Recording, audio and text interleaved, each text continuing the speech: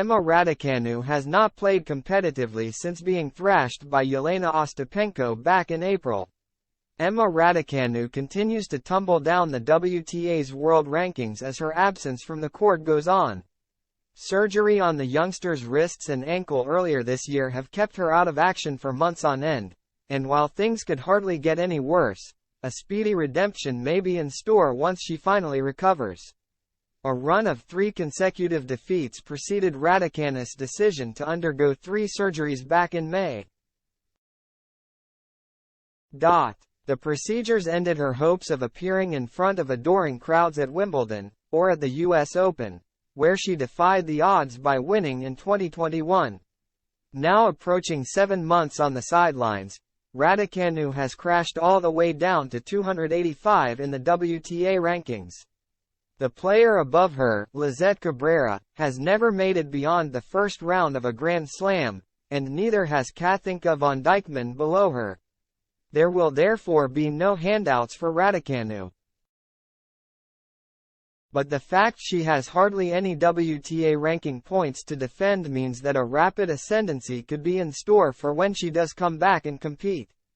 A player's ranking is determined by their performance in a selection of their best tournaments over a rolling 52-week period. Given the volume of tournaments Raducanu has missed, on many occasions she will have no ranking points to defend whatsoever. That means that the Brit can only gain ranking points with no risk of losing them. And even sporadic wins while she returns to full sharpness should see her steadily climb up the charts. It has long been expected that Raducanu will make her return at the Australian Open in January. And the 20-year-old insists that a period away from the limelight has given her a solid mental grounding which should serve her well. The recovery process is so slow and repetitive, she told Amazon Prime.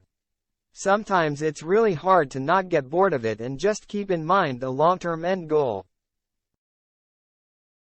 It was difficult to train after the surgeries, so it was very sedentary in the beginning. Throughout the whole period I've been doing a lot off court, reading a lot and watching some tennis. Mentally, I feel like I'm in a better place to compete now than I ever have been since the US Open.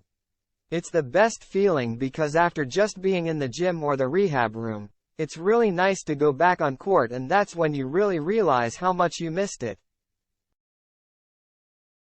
It makes the off-court exercises a bit easier to do because you see the reward. I know it's going to be difficult when you haven't competed for a long time, almost a year. It'll take me some tournaments to get back up to speed, but once I do, I think I'm in a better headspace to compete now.